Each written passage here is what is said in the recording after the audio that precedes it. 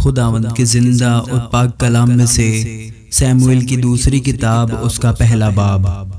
اور ساؤل کی موت کے بعد جب داؤد عمالیکیوں کو مار کر لوٹا اور داؤد کو سکلاج میں رہتے ہوئے 2 دن ہو گئے، تو تیسرے دن ایسا ہوا کہ ایک شخص لشکرگاہ میں سے ساؤل کے پاس سے پیراہن چاک کیے اور سر پر خاک ڈالے ہوئے آیا، اور جب وہ داؤد کے پاس پہنچا تو زمین پر گرا اور سجدہ کیا۔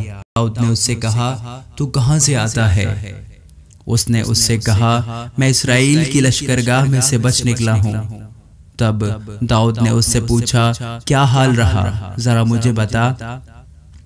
اس نے کہا کہ لوگ جنگ میں سے بھاگ گئے اور بہت سے گرے اور مر گئے، اور ساؤل اور اس کا بیٹا یونتن بھی مر گئے ہیں۔ تب داؤد نے اس جوان سے جس نے اس کو یہ خبر دی کہا، تجھے کیسے معلوم ہے کہ ساؤل اور اس کا بیٹا یونتن مر گئے؟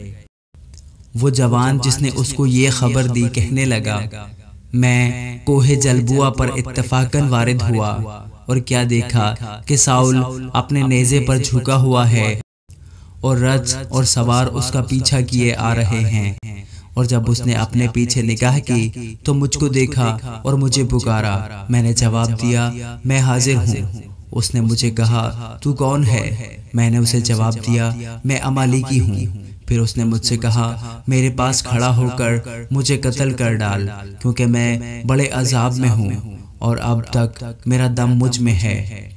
تب میں نے اس کے پاس کھڑے ہو کر اسے قتل کیا، کیونکہ مجھے یقین تھا کہ اب وہ جو گرا ہے تو بچے گا نہیں، اور میں اس کے سر کا تاج اور بازو پر کا کنگن لے کر ان کو اپنے خداوند کے پاس لایا ہوں۔ تب داؤد نے اپنے کپڑوں کو پکڑ کر ان کو پھاڑ ڈالا، اور اس کے ساتھ کے سب آدمیوں نے بھی ایسا ہی کیا، اور وہ ساؤل اور اس کے بیٹے یونتن اور خداوند کے لوگوں اور اسرائیل کے گھرانے کے لیے نوحہ کرنے اور رونے لگے، اور شام تک روزہ رکھا، اس لیے کہ وہ تلوار سے مارے گئے تھے۔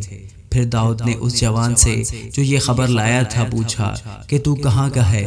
اس نے کہا، میں ایک پردیسی کا بیٹا اور عمالیکی ہوں۔ داؤد نے اس سے کہا، تو خداوند کے ممسوح کو ہلاک کرنے کے لیے اس پر ہاتھ چلانے سے کیوں نہ ڈرا؟ پھر داؤد نے ایک جوان کو بلا کر کہا، نزدیک جا اور اس پر حملہ کر۔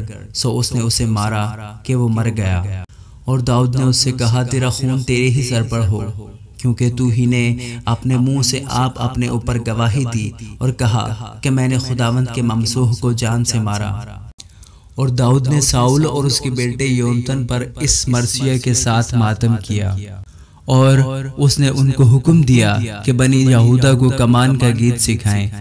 دیکھو، وہ یاشر کی کتاب میں لکھا ہے، اے اسرائیل، تیرے ہی اونچے مقاموں پر تیرا فخر مارا گیا۔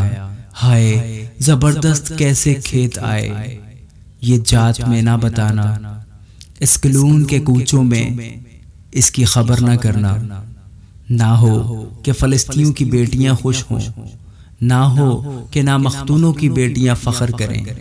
اے جلبوع کے پہاڑوں، تم پر نہ اوس پڑے اور نہ بارش ہو اور نہ ہدیہ کی چیزوں کے کھیت ہوں، کیونکہ وہاں زبردستوں کی سپر بری طرح سے پھینک دی گئی، یعنی ساؤل کی سپر جس پر تیل نہیں لگایا گیا تھا۔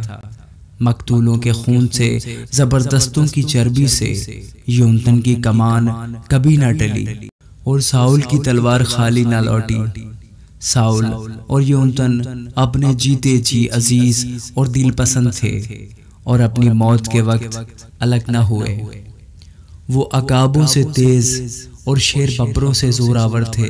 اے اسرائیل کی بیٹیوں، ساؤل پر رو، جس نے تم کو نفیس نفیس ارغوانی لباس پہنائے اور سونے کے زیوروں سے تمہاری پوشاک کو آراستہ کیا۔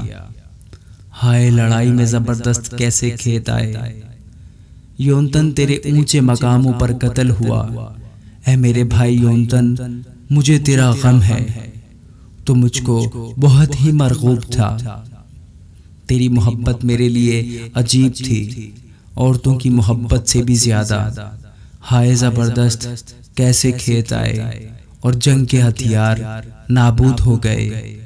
آمین۔